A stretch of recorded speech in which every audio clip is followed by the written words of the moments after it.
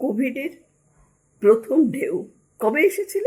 2020 মার্চে হঠাৎ রব উঠল।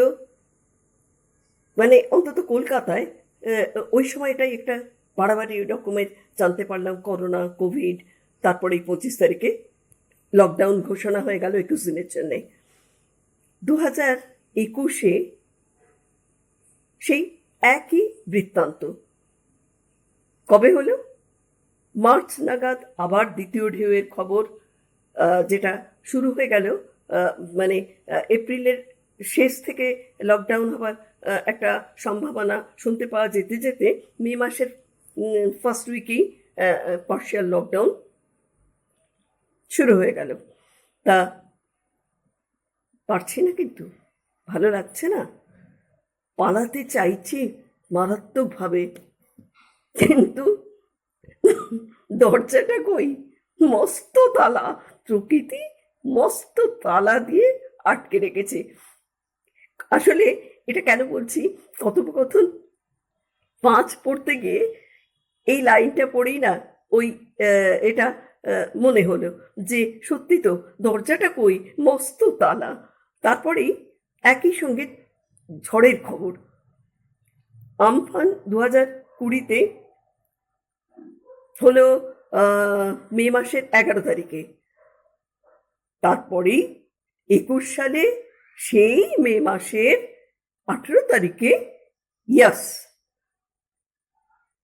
মানুষ কি আর পারছে না, পালাতে চাইছে, কিন্তু এখানেও হঠাৎ যেন মেঘ চেঁচালো, কোথায় যাবি, নৌকা ফুটো।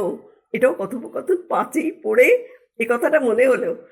ঠিক একই রকম পরিযায়ী শ্রমিকদের ঘরে ফেরা, যেটা ছিল 2020-তে, রাজ্যে রাজ্যে লকডাউন হচ্ছে, আর সেই একই চিত্র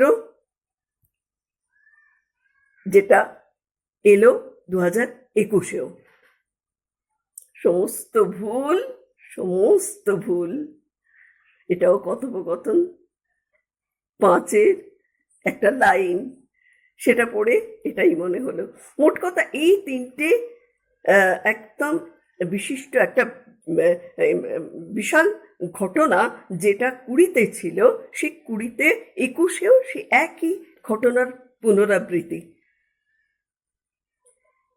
বলবো কি, 2020 কে ফলো করে চলেছে যেন 21। সেই সিরিয়ালের, এই জন্যই সিরিয়ালের রিপিট এপিসোড বলে মনে হচ্ছে। খালি 2-10 দিন যা পরে, আগে নয়, পরে। যেমন কোনো এপিসোড আমরা মিস করে গেলে অন্য সময় বা অন্য দিন দেখে নেওয়া যায়, এটা যেন তেমনই 2-4 দিন পরে ঘটনাগুলো ঘটলো। এবার পড়ি কথোপকথন 5, খুব ছোট্ট কবিতা। শুভঙ্কর বলছে, একাই শুভঙ্কর বলছে নন্দিনীর উদ্দেশ্যে, আমি তোমার পান্থপাদক, তুমি আমার অতিথিশালা। হঠাৎ কেন মেঘ চেঁচালো, দরজাটা কই, মস্ত তালা। তুমি আমার সমুদ্র তীর, আমি তোমার উড়ন্ত চুল। হঠাৎ কেন মেঘ চেঁচালো, সমস্ত ভুল।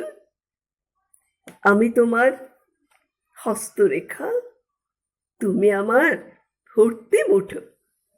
হঠাৎ কেন মেঘ চেঁচালো, কোথায় যাবি, নৌকা ফুটো।